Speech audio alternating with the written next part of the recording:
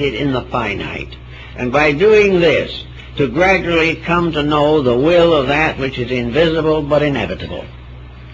If the mind is capable of accepting honestly the testimonies of the various faculties, the various perceptions, if it is capable of coordinating them, out of that coordination will come the nearest thing that we have to the symbolic image of divinity.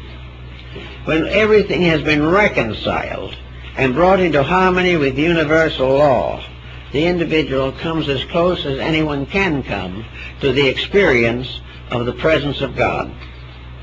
Therefore, this presence of God becomes, in the Buddhist philosophy, the presence of a program, a plan, not a person. It is the realization of the principle of existence. It is the realization that everything that we see around us is a manifestation of one thing. A simple way of finding that is the way Luther Burbank found it. He looked around, he saw all kinds of flowers and plants. If you look at them first, you can say, well, they're all separate flowers and separate plants.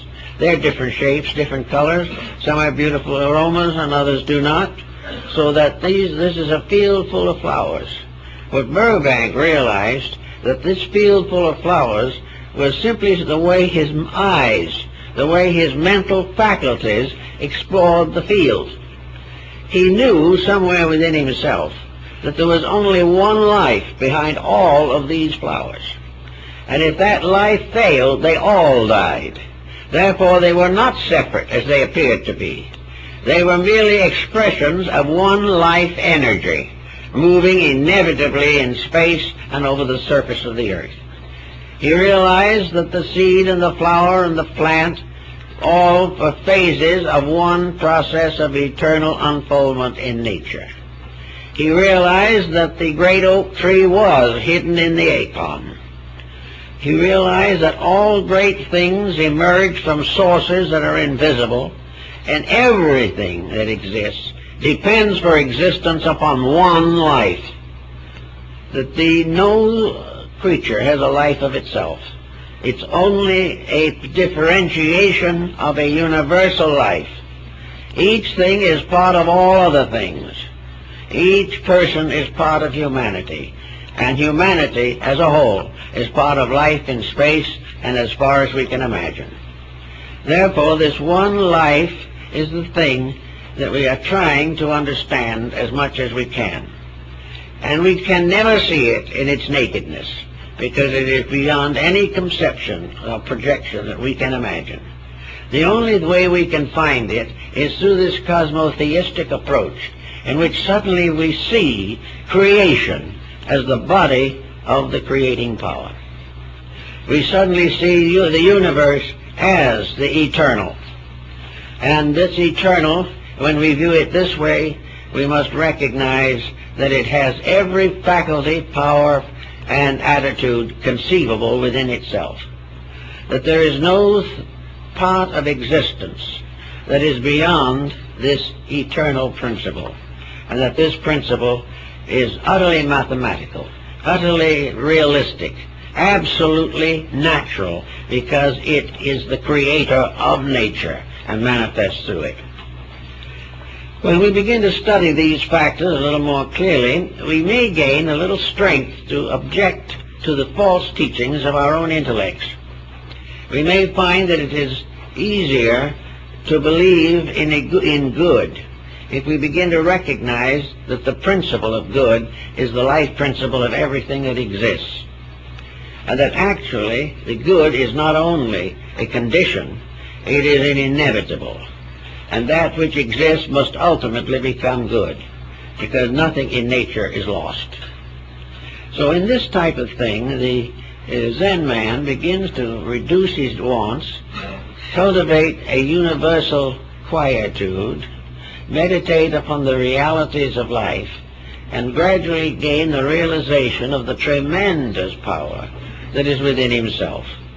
The power which he has never really used because he has permitted it to become the slave of his mind. That if he wants to be a millionaire, that's important. and for that all other conditions must be sacrificed. If he hates someone, that hatred must be justified and fulfilled by injuring the person who is hated. If the individual is antisocial, he must tear down society. If he is a fanatic in some religion, he must persecute members of other faiths.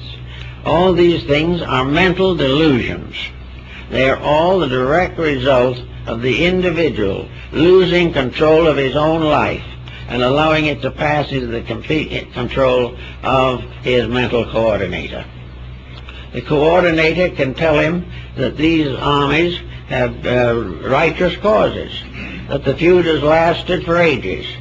Another type is where trying to find out where the land began, who was the first on the land. Now, if you can find that out, it justifies kicking off anyone who's on it now. All these things are schemes and plots and plans which could be solved without bloodshed or without sorrow by simple kindness. But ambitions get in the way of kindness. Ambitions want for themselves. Kindness wants for the common good. So we have to fight this problem. Most of us will not be confronted with the blank necessity of going out and making a militant program out of all this, but we can start as much as possible. When we have a mood come on, let's stop for a minute and say, where does this mood come from? Is this mood of fulfilling a secret desire of my own? Is it something I have to do simply because I have the mood to do it? If I want to go out and say something unkind about another person, do I have to do it? Well, says the mind, you might as well, because it said this other person said something nasty about you once. You have a perfect right to go out and answer it back. So the individual, well confined, and still feeling himself to be a good Christian, goes out and says what he feels like saying and hurts someone else. Now, this is the way we do things. We mean well. We believe an eye for an eye and a tooth for a tooth. We believe if somebody hits us, hit them back. All this type of thing is mind-born.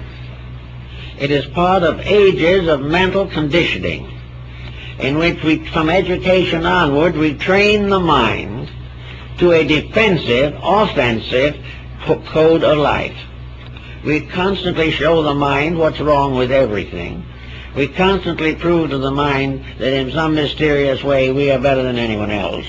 And it goes on and through higher education until finally when we graduate, we not only have lost contact with reality, but in many cases we have simply paralyzed the mind. There's nothing left. The mind is worn out, tired out, and ready to die by the time we're 22 years old. We are educated in all kinds of attitudes that we should never have had. We are forced to assume certain ambitious careers that we were not fitted for. And the whole thing in education today sums up to the concept of success. One's dismal tragedy of life is not to be a success. So in order to be a success in something, we become a universal failure. We lose all contact with values. We try to live in a little world that in itself is passing. We are trying to adjust to a generation, the like of which has never been before, and may never be again. We do not have any way of transcending the pressure of an environment. And yet within ourselves there is a power that is stronger than any environment that can ever exist. Because it is the power that is the true environment of life itself. It is the thing that life wants done. And we just haven't the courage or the insight to do it. Of course, education in this field has been seriously neglected. I think every good school should have some kind of a course in it dealing with the contemplative philosophy, with the contemplation of values, entirely apart from the daily processes of making a living. Something should be done to teach the individual something about his own inner life, about the values within him. and that he was not here simply to nurse a carcass. He was here to do something. He was here to release a genius, a power, a skill from within himself. Some may be more equipped than others due to reincarnation, but all in their own way are here to contribute to the common good, and not simply to fight the danger of bankruptcy for themselves the rest of their lives. If we had some kind of a basic quietude, I think it would be a great help. In one of the Asiatic countries, Thailand, most young people go into the priesthood. When they graduate from school, many of them become temporarily Buddhist monks or nuns, usually for a year or two.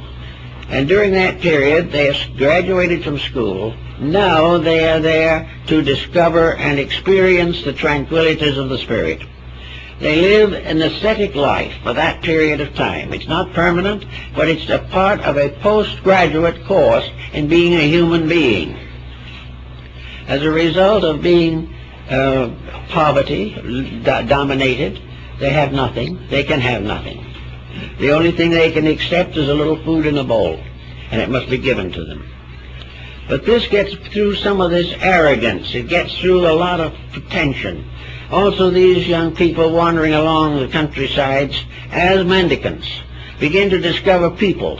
They find out what other people think, how they live, how they feel, and how their values rise.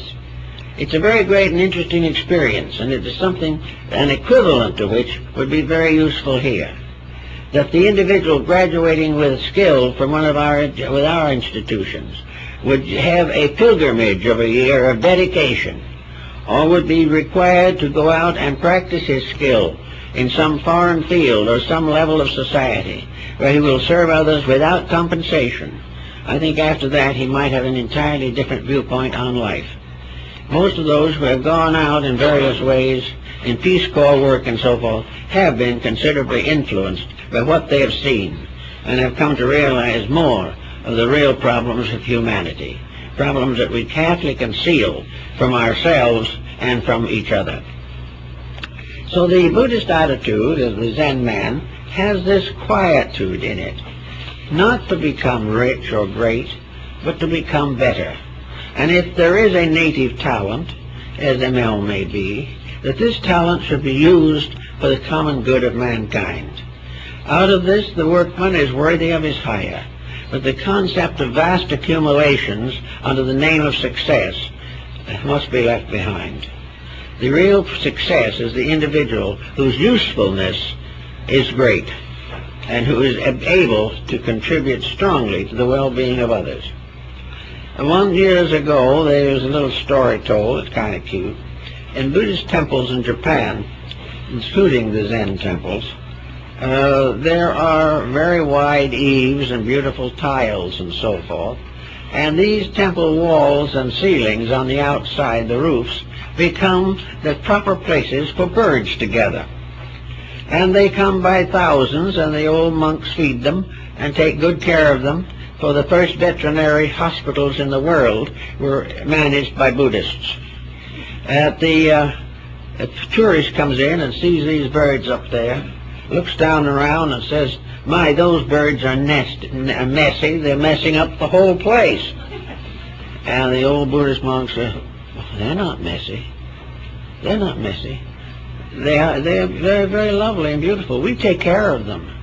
And if there's any mess, we know more than they do, so we clean it up." And this is more or less the attitude that you have among these people. And it's a good attitude. It's an attitude that shows that there is a level of society which is not self-centered.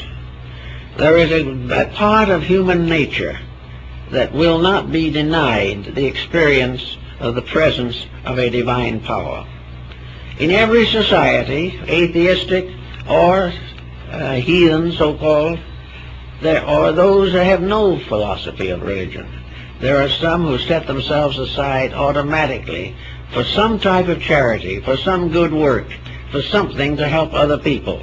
And these are the ones who come the nearest to the good life, and also are the ones most likely to be remembered in history. History does not record nearly as much